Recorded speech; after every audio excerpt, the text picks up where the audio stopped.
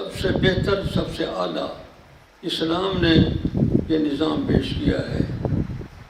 یہ اور بات ہے کہ آج کے نام کے مسلمان اس معیار پہ پورے نہیں اتر رہے، تبھی یہ تنزل کی طرف جا رہے ہیں، یعنی نیچے جا رہے ہیں۔ جب رسول اکرم صلی اللہ علیہ وسلم کے صحابہ کرام نے، آپ کے شاگردوں نے اسلامی نظام حیات کو ٹھیک سمجھ لیا تھا، انسانیت کی خدمت کے حوالے سے انہوں نے دنیا میں عروج حاصل کیا، بلندیاں حاصل کیں، اور دنیا کے بہت بڑے حصے پہ وہ چھا گئے۔ وہ برکت تھی کس بات کی؟ اسی کی کہ انہوں نے انسانیت کے حوالے سے جو نظام دیا تھا انسانوں کو، وہ سب سے اعلیٰ، سب سے بہتر اور سب سے عمدہ تھا۔ رسول اکرم صلی اللہ علیہ وسلم جب مکہ مکرمہ سے ہجرت کر کے مدینہ منورہ میں تشریف لائے تو اوس اور خزرج کے قبائل آپ کے بہت منتظر تھے۔ روزانہ وہ راستے پہ کھڑے ہوتے کہ آپ تشریف لا رہے ہیں، آپ کا استقبال کریں۔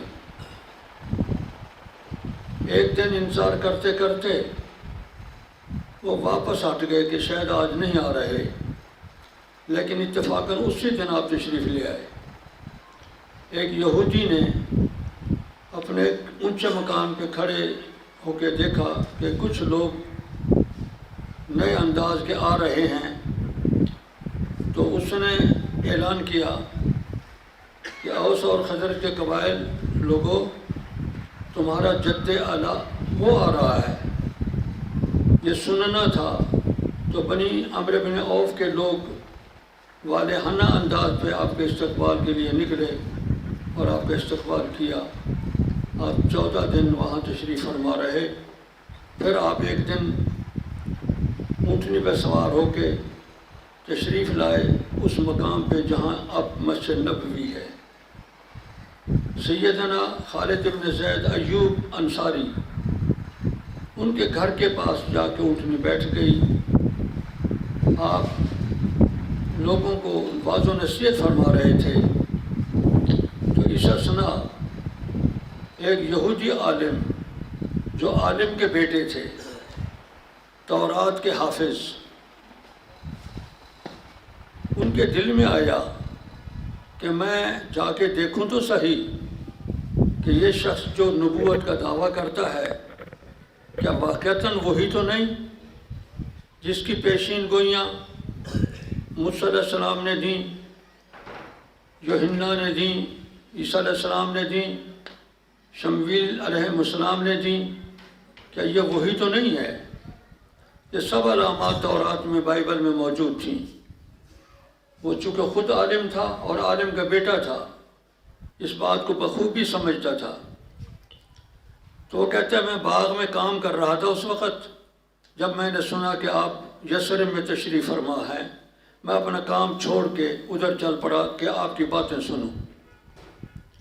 ان کا اپنا تاثر یہ ہے کہ جو ہی میری نگاہ آپ صلی اللہ علیہ وسلم کے چہرے انور پہ پڑی تو میں نے دل میں سوچا کہ ما ھذا الوجہ بوجہ کذاب، یہ چہرہ کسی جھوٹے انسان کا نہیں ہو سکتا۔ چہرے کا تاثر ہی بتا گیا کہ یہ عظیم انسان ہیں، اور وہ چونکہ خود نفسیات کا ماہر تھا، عبداللہ بن سلام رضی اللہ عنہ، انہوں نے اس بات کو بخوبی سمجھ لیا کہ آپ صلی اللہ علیہ وسلم جھوٹ بولنے والے نہیں نظر تھے۔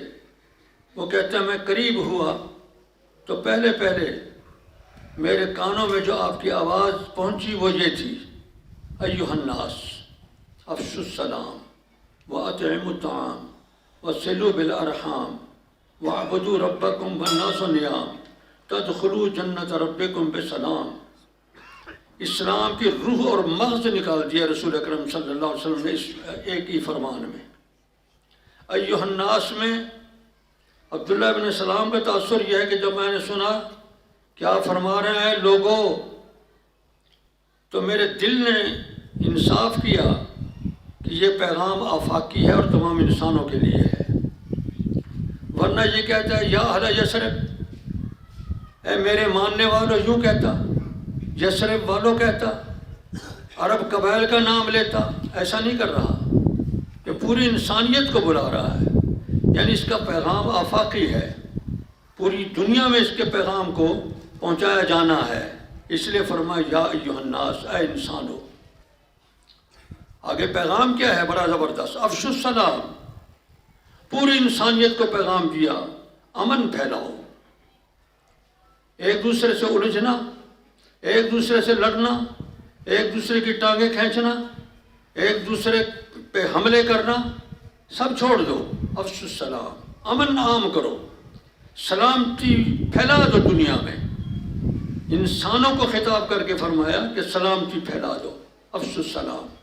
یہ پیغام ہے رسول اکرم صلی اللہ علیہ وسلم کا، میں بڑا متاثر ہوا وہ فرماتے ہیں اس پیغام سے۔ دوسری بات آپ نے فرمائی وَأَطْعِمُوا الطَّعَامَ، لوگوں کو کھانا کھلانا عادت بناؤ، یہ بھی بہت بڑا پیغام تھا۔ انسانوں کو ایک دوسرے کے ساتھ جکڑ دیا، انسان کوئی انسانوں میں بھوکا نہ رہے، جس کو استطاعت ہے اور توفیق ہے وہ دوسروں کو کھلائے، اس کی ذمہ داری اور فرض ہے۔ صرف یہ نہیں کہ آپ پیٹ بھر کے سو جائے نا، وہ اپنے قریب والوں کو، اپنے ہمسایوں کو، اپنے دور والوں کو دیکھے کہ میرے قرب و جوار میں کوئی ایسے لوگ تو نہیں ہیں جو بھوکے ہیں، جن کے پاس کھانے کے وسائل کم ہیں، تھوڑے ہیں۔ اطعموا الطعام، طعام عام کرو، یہ پیغام بھی انسانیت کے حوالے سے بڑا زبردست پیغام تھا۔ تیسرا جملہ آپ نے فرمایا صلوا بالارحام، وہ ایک ایک جملہ سن کے متاثر ہوتا چلا گیا، اس کے دل نے یقین حاصل کر لیا کہ یہ پیغام آفاقی جو ہے یہ واقعی تورات والا پیغام ہے، یہ کوئی نیا نہیں ہے، بلکہ یہ وہی اسی پیغام کا تسلسل ہے جو پورے انسانوں کو آدم علیہ السلام سے آج تک دیا جا رہا ہے، وہی پیغام اسی کا تسلسل ہے۔ یہ اطعموا الطعام، کھانا کھلاؤ، صلوا بالارحام، انسان ایک دوسرے کے ساتھ جکڑے ہوئے ہیں، سب آدم کی اولاد۔ ابھی میں نے پہلے بتایا یا ایھا الناس اتقوا اللہ، اللہ سے ڈرو، جس اللہ نے خلقکم من نفس واحدہ، تم سب کو ایک انسان میں سے پیدا کیا، وخلق منھا زوجہا، اس میں سے اس کی بیوی بنائی، وبث منہما رجالا کثیرا ونساء، اور اس میں سے پورے انسان مردوں اور عورتوں کو پیدا کیا۔ تو گویا اس کا مقصد یہ ہے کہ پورے انسان ایک کنبہ ہیں، ایک ہی نسل کی اولاد ہیں، ایک ہی آدم اور حوا کے فرزند اور دختر ہیں، تو یہ ایک دوسرے کے ساتھ جکڑے ہوئے ہیں۔ کوئی عقیدے اور مذہب میں مختلف ہوتا رہے، لیکن جو نسلی حقیقت ہے وہ تو یہی ثابت ہے کہ یہ ایک ہی کچھ ہیں، نفس واحدۃ سے ان کی تخلیق ہے۔ صلوا بالارحام، اس آفاقی پیغام میں آپ نے فرمایا کہ یہ جو تعلق ہے یہ خون کا تعلق، یہ دادا آدم اور حوا کے حوالے سے تمہارا تعلق، پھر آگے قبائل بنے، شعوب بنے تعارف کے لیے، الگ الگ کنبے بنے تعارف کے لیے، یہ سب تعارف کے لیے ہیں، ورنہ در حقیقت پورے انسان جو اس زمین پہ آباد ہیں وہ ایک دوسرے سے ملے ہوئے اور جکڑے ہوئے ہیں۔ اس لیے فرمایا صلوا بالارحام، ان رشتوں کو جوڑو، توڑو نہیں۔ رسول اکرم صلی اللہ علیہ وسلم نے فرمایا جب اللہ نے اس مخلوق کو پیدا کیا نا تو ایک عالم میں ان کی تخلیق ایک انداز سے تھی جو اللہ کو معلوم ہے۔ یہ انداز تو تدریجاً آیا ہے نا زمین پہ، وہاں اللہ رب کریم کے ہاں سب سامنے تھے، ان میں ان کا تعلق اور رشتہ بھی سامنے تھا، وہ ایک معنوی چیز محقق بن کے رب کائنات کے سامنے ہے کہ ہر چیز اللہ کے علم میں ہے، چاہے کوئی معنی ہے چاہے کوئی محسوس چیز ہے، یہ محسوسات اور یہ معنویات یہ ہمارے حوالے سے ہے، اس کے حوالے سے ہر چیز اسی طرح ہے جس طرح وہ جانتا ہے۔ رحم رشتہ یہ اللہ کے سامنے کھڑا ہو گیا، کہا یا اللہ مجھے تحفظ چاہیے، یعنی پورے انسانوں کا جو بہمی تعلق ہے وہ رب کائنات کے سامنے عرض کرنا ہے، اللہ مجھے تحفظ چاہیے۔ اللہ نے فرمایا کس چیز کا تحفظ؟ اس نے کہا یہ جو تو مخلوق پیدا کر رہا ہے یہ مجھے توڑیں گے۔ مجموعی انداز میں انسانیت کا جو رشتہ تھا وہ بولا اللہ یہ مجھے توڑیں گے۔ اللہ نے فرمایا تو پھر میرا قانون بھی سن لے، جو تجھے توڑے گا میں اسے توڑ دوں گا، اور جو تجھے جوڑے گا میں اس کو جوڑ دوں گا۔ صلو بالارحام، ایک آفاقی حکم دے دیا رسول اکرم صلی اللہ علیہ وسلم نے کہ رشتے جوڑو، تعلق بناؤ۔ سب سے بڑا تعلق وہ ہے جو انسان کو اس دنیا میں لانے کا سبب ہوتا ہے، وہ ہے باپ اور ماں۔ سب سے اعلیٰ رشتہ، سب سے بہتر رشتہ باپ کا اور ماں کا۔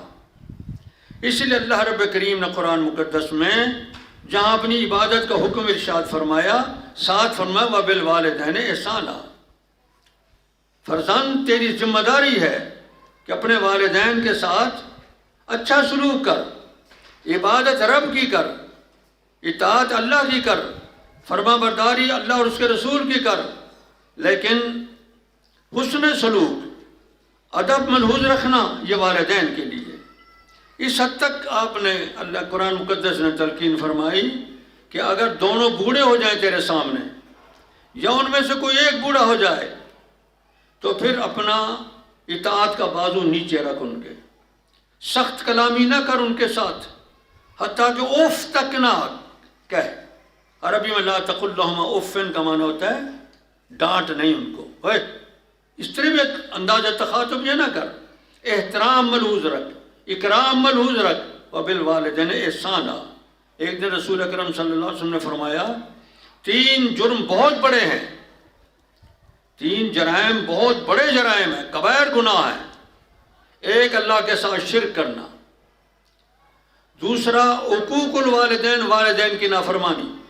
ایک جائز بات میں، جائز معاملے میں ابا اماں نے کوئی بات کی ہے بیٹے یہ کام کر لو تو کر لینا چاہیے، اگر اس میں اللہ اور اس کے رسول کی مخالفت نہیں پائی جاتی تو وہ کام کرنا چاہیے، ان کی اطاعت شیاری ضروری ہے۔ جو نافرمانی کرے گا، کہے گا میں نہیں مانتا تیری بات، ڈانٹے گا ان کو، یہ اکبر الکبائر بن گیا، بہت بڑا۔